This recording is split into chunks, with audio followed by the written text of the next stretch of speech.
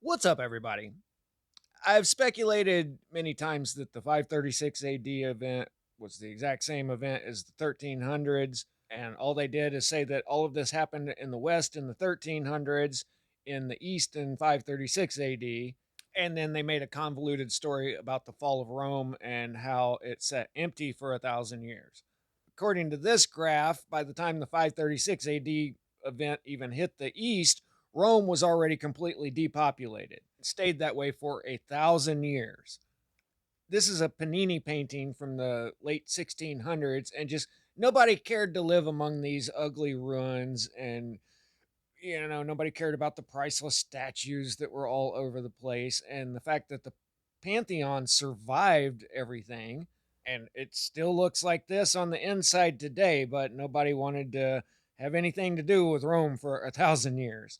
Then, after the Dark Ages and no significant architecture to speak of, they decide they're going to outdo the Pantheon and build the new world's largest dome.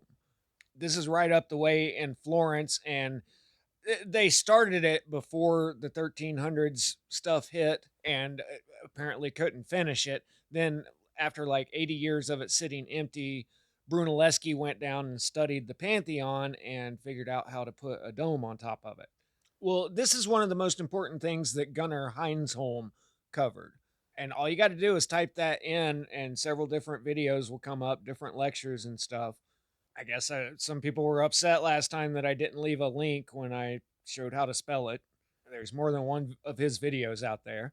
But he has access to the stuff that I can't find, and that's the stratigraphic history of things, the rock and dirt layers. If you've ever read a geologic academic paper, they're English majors that turned into geologists, and I have to look up about every fifth word. But he has simplified what I was looking for, and he calls it the lesser alluvial deposit, something like that. And he says, according to the stratigraphy, there was the Great Flood, the deluge, and then one lesser event. It's called the first alluvial fill, and you find it in valleys. And in the Earth's geology, we only know of two alluvial fills. The first one is dated around 10,000 BCE. I do not believe in that date, but I do not challenge it at this occasion. And that's the alluvial fill tied to the flood stories that we have in the Hebrew sources and in cuneiform sources, etc., etc. And then there is a second fill, and above many times in the same places, and it's a real extra separate stratum on the first fill. And the second fill makes difficulties of dating. In one place, it's always upon Roman material. In one place, it's in the 3rd century. In another place, it's in the 6th century. And again, in another place, it's in the 10th century. But the geologists that were occupied with it, they never found three such deluge-like catastrophes on top of each other, 3rd century, 6th century, 10th century.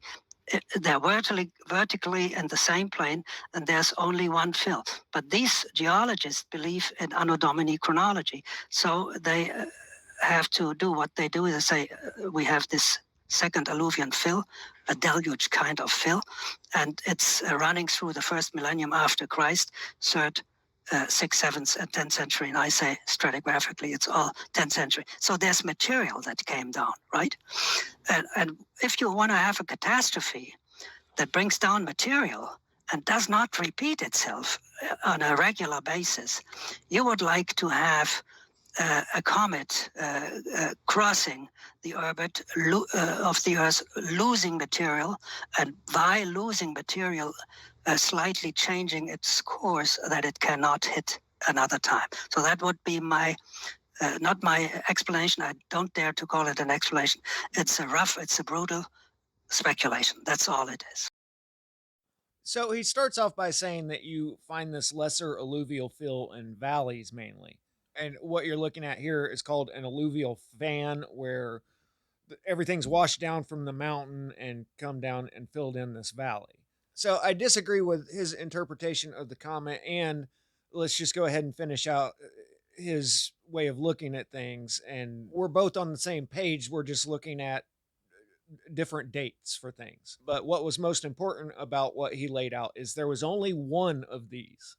I had to say this: the climax of the classical city was reached in the first 2 decades of the third century. After that, it never recovered. The empire was passing through the crisis of the third century. First hit. Next one. During the 6th century, the cities of the Greek East were hit by a series of severe blows. The effect was like the crisis of the 3rd century. We continue from these two crises to another one that is much less known. But I just want to show you here what these two crises meant.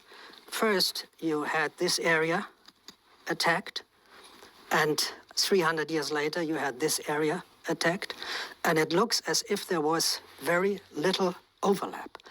And for such a big strike, you would expect, of course, some overlap, at least here at these frontiers. Now to the 10th century collapse, Polish scholars were quite avant-gardist in that research. It shows us that we have massive destructions running all the way from Norway to modern Iraq. And I just quote here on the catastrophes of the Viking cities. In the Scandinavian lands, the old rural places of power, commonly called central places, all met their end. A general conversion to Christianity took place at this time. If we move to Poland, there was a rapid, sometimes catastrophic, collapse of many of the pre-existing tribal centers. These events were accompanied by the permanent or temporary depopulation of former areas of settlement. Yeah, so he saw exactly what I saw when I got to looking into this, and I'm really bummed that he's passed now. Otherwise, I'd send him the information that I have because he obviously didn't know about this. It's a really rare source, you know. I just kind of lucked upon it. But what he's saying is that the Western Roman Empire fell in the third century instead of the 1300s. But then when you look at the stratigraphy of things, one place will say it was the third century, one place will say it was the sixth century, another place will say it was the 10th century, but it's all the same stratigraphic layer. And, you know, he was just a regular academic scholar and looked at history the way that he was taught. And like me, he realized this obviously looks like it's all one event. Stopped this book with the catastrophe that divides the Bronze Age from the Iron Age. If you believe in a Greek Dark Age, you know that the Bronze Age comes to an end around 1100 BCE. If you don't believe in it, as I do not, it ends around 600 BCE. And if you are a nerd for stratigraphy, it may even end later, like 400, 350 BCE. Anyway, it will end before the first millennium AD, after Christ CE, whatever you prefer to call it. And I have to say today that the major flaw of this book was ending in the first millennium BCE and not looking carefully enough at the first millennium AD. Okay, first off, he says something there that's surprising to me. He says that he doesn't believe in the Bronze Age collapse. For you real history buffs out there, look into Eric Klein. He's got some really good lectures on this. I've got his book too, but it's dry academic, you know, and I've learned more about what I'm actually interested in his lectures than the book. But he and others I've seen have really detailed the archaeological evidence of the Bronze Age collapse. And for one thing, this is different than the big catastrophe that we're talking about because we're talking about something that left everything buried in mud and muck. And here it was a lot of fire and earthquakes. And he says that there was a series of what he calls zipper quakes, where just straight down a fault line, like if you've ever watched Dutch Sense, the energy travels through fault lines. You get a slip on one side, and then, you know, it usually takes a month or two or longer to build up pressure, and then the next one will happen. And Eric Klein has identified a series of these events. And I'm not conspiro woke about academia, which a lot of people online are.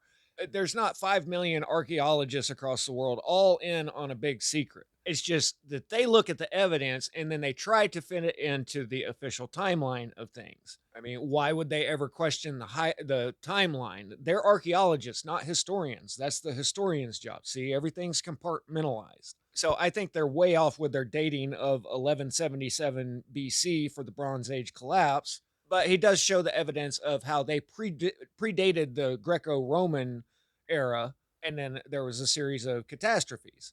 But Gunnar Heinzholm is saying that he doesn't believe that's the case, and I'm pretty sure he means that it didn't happen when they say it happened.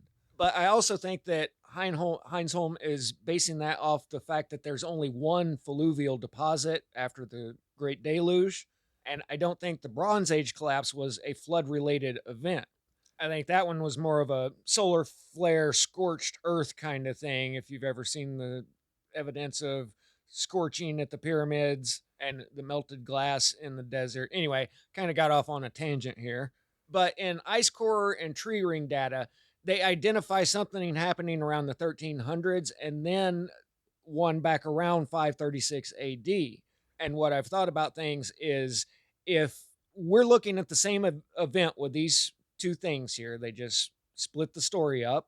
Then, if they actually are finding evidence of something 800 years before the 1300s, then it wasn't the 536 AD event, it was the Bronze Age collapse. In Plato's Timaeus, the Egyptian priests say, "You Hellenes are nothing but children, not knowing your past," and proceeds to tell them how everything keeps getting destroyed over and over again. The other thing he says is he wishes he wouldn't have ended his first book in the first millennium BC. He wished he would have looked into first millennium AD because he identified the three separate events spread out over hundreds of years that were the same thing.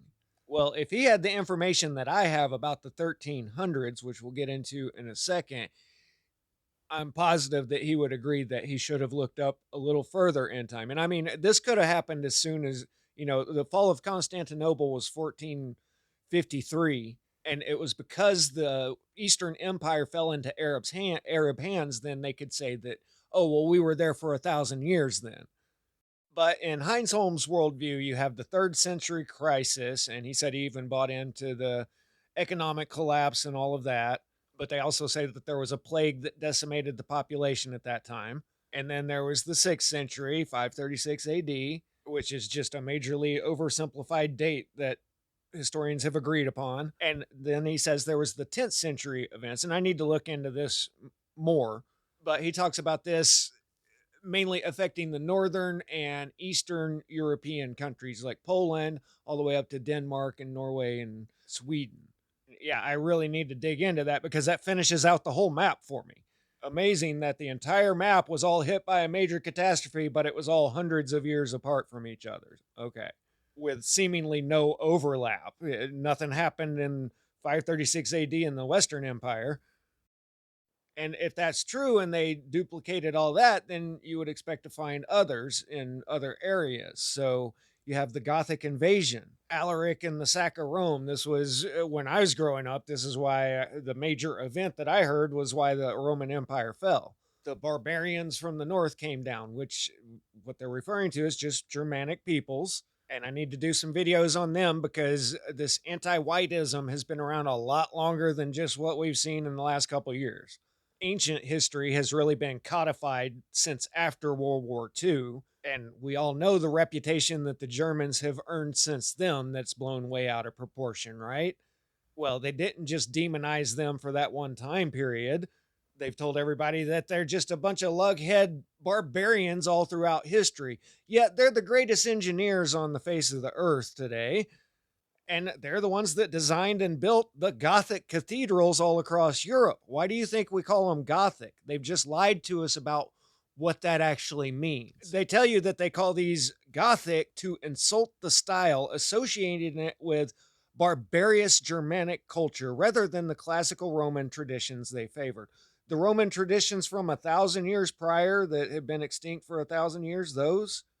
So they thought that these elegant little columns holding up a huge roof with stained glass windows, letting all of the light in, was barbarous. They also say that they call them Gothic because they were big, hulking monsters like the Goths.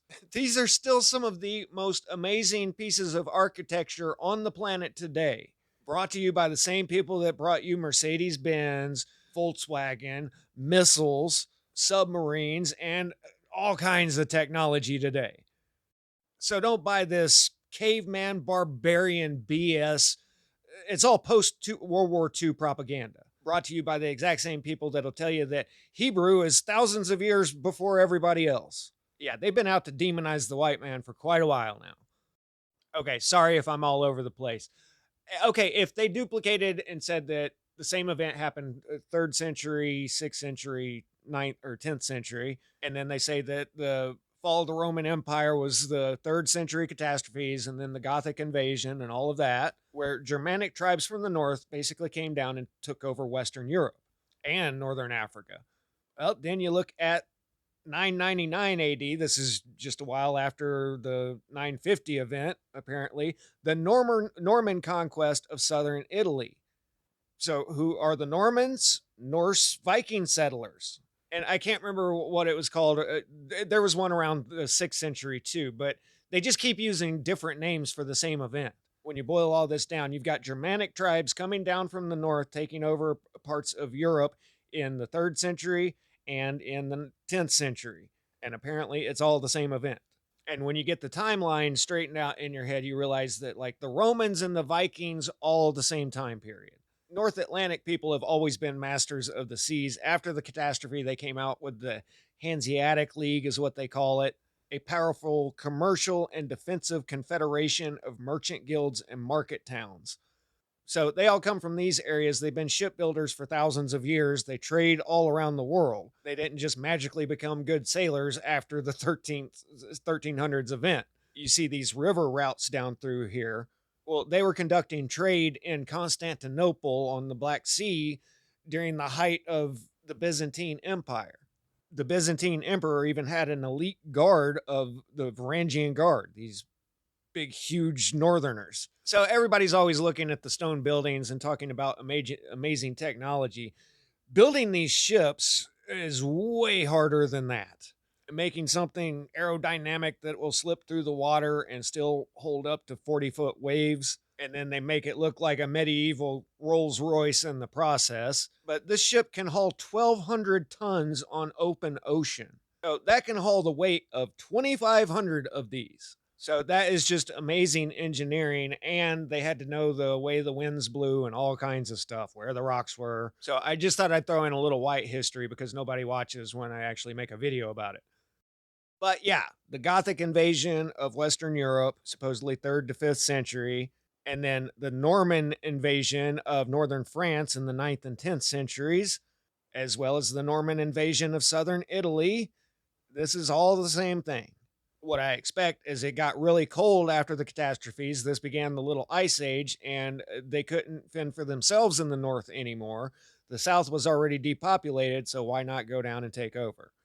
Now, if Heinzholm knew about this book, then he would say that, well, I should have gone further up the timeline than I did. This was written in 1888, and he was just looking for the causes of the Black D. And what he found, he said, whoa, whoa, whoa, before we even talk about that, we got to talk about all this other stuff that happened because this was a lot more than just a plague. Just some quick examples here, and then we're going to look at some archaeology. In 1348, an earthquake shook Greece, Italy, and the neighboring countries. Whole villages were swallowed up, castles, houses, and churches were overthrown, and hundreds of people were buried beneath their ruins. In Corinthia, 30 villages, together with all the churches, were demolished. More than 1,000 were drawn out of the rubbish. The city of Valak was so completely destroyed that very few of its inhabitants were saved. And when the earth ceased to tremble, it was found that mountains had been moved from their place. Now, we'll look at a 1749 book here in a minute that looks like an attempt to take this one event and spread it out over many years. But here they're saying this was all one thing. They even say January 25th, this earthquake hit, and we're talking about hundreds of miles here. The red pin is Valak up in Austria, all the way down to southern Italy and Greece.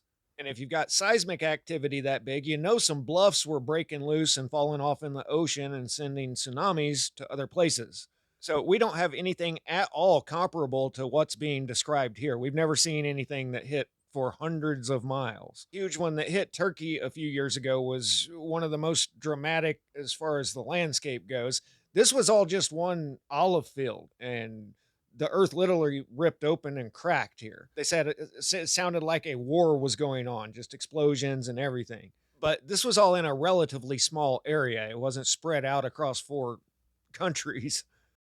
They also say around this time, great floods occurred in the vicinity of the Rhine and in France, which could not be attributed to rain alone. For everywhere, even on tops of mountains, springs were seen to burst forth and dry tracks were laid underwater in an inexplicable manner. In the following year, the mountain Hongcheng in China fell in and caused a destructive deluge. And in Pyeongchang and Lingchao, after 3 months' rain, there followed unheard of inundations. So it's the 3 months of rain that really stands out to me, because you hear the exact same thing about Northern Europe and England in 1314. Now, I'm not sure if it rained all around the world at the same time. You have to have something that causes this. And I would think along the lines of a burning comet hitting the water and releasing a bunch of vapor into the atmosphere, or volcanoes, underwater volcanoes, releasing lava, boiling off a lot of water. That's actually described in the Java event. But it's also described in some places, which I now am pretty sure this was happening simultaneously, where the atmosphere was really stagnant and dried and foggy. Foggy in like dry ash, not water moisture. So it could be that huge high and low pressure systems were formed, and the atmosphere overall just wasn't moving a whole lot. If you look at Hurricane Helene, that was nonstop rain for about 24 hours that basically parked in one position. Now, just imagine that for a couple of months. And then that actually explains about 90% of what I see. This is an alluvial fan, an obvious example of heavy flooding up in the mountains and everything just blah out across that valley. When I'm looking at archaeological sites, what I see is over here, you see part of a floor, and in the middle, you see a foot or two of walls. And I see that all the time. There's the bottom 2 or 3 foot of a wall, and then that's buried under the topsoil of a farmer's field. So, what happened to the rest of that wall?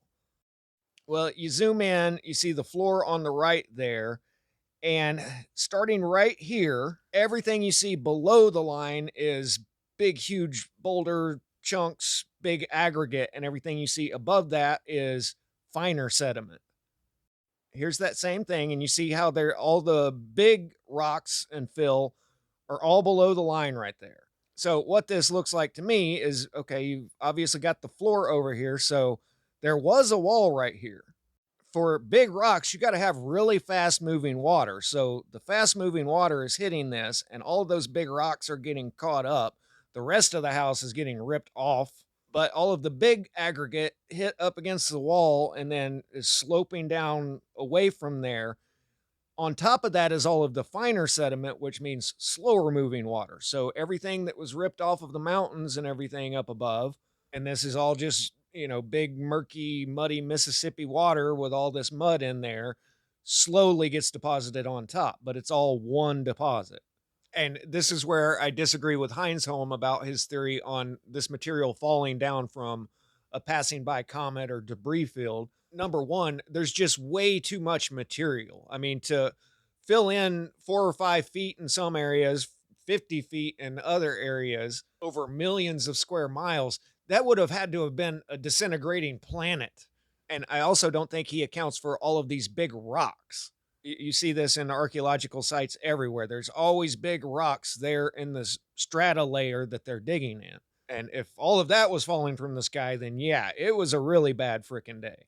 But also, this is soil and not just clay and sand and everything. So, soil develops over years and years of life and vegetation and everything building up and making a nutrient rich soil. So, all of this soil was ripped off of the hills and mountains elsewhere and then deposited here. I have two problems with the idea that all this came from the sky. One is that things falling from the sky, meteorites, usually have melting from entering the Earth's atmosphere. Though I will say, I don't think that everything has to be going a bazillion miles an hour to enter into our atmosphere. I think things can fall slowly, but a lot of times with things that fall from the sky, you see this exterior melt. Other big problem with that theory is that we've got sandy beaches and exposed rock mountains all over the place. And if all of this material had fallen from the sky and covered areas for millions of square miles, then it would have covered the sandy beaches and the Rocky Mountains too. And yeah, I understand it could have eroded and washed away from there, but then you just find all of that material built up down in the valleys, and we don't. There's also millions of square miles of desert, and we don't have this material all over that either. So, to me, the logical conclusion here is that all of this material was deposited through water activity. And, these big boulders were one of the first indicators that we had a big problem here because for the longest time, archaeologists would just say, oh, it's cultural layers. And Sylvie of New Earth was talking about this before Tartaria or Mudflood was ever even a thought in anyone's mind. But they just simply say that these cultural layers build up over time and cover everything. Well, when was the last time you went out to mow your yard and you had a big cultural layer boulder sitting there? Big 20 and 50-pound rocks don't just show up out of nowhere. Oh, anyway, the conclusions that I've come up with and that Heinzholm has come up with are almost identical. There's just a small matter of 300 years in the dating. He doesn't know what I know about the 1300s, and he puts all this at 1000 AD. And, I don't know for sure exactly when this happened. It could have been 1000 AD. It could have been as soon as the 1400s. Though we do have really good detailed records from like Florence in the 1300s and stuff. So I kind of doubt that it was any later than that. But it's also right there where just everything drops off. You don't have records, you don't have architecture, you don't have inventions, you don't have anything before that for allegedly 1,000 years after the Roman Empire. Now, he also blames this on a comet. I do too. And I really need to look into what he's found in the 10th century because he discusses one at that time frame. But I think that this just all caused massive atmospheric commotions and that nonstop rain event, which I also have record of the exact same thing happening in the city of Rome itself being flooded up above the city gates.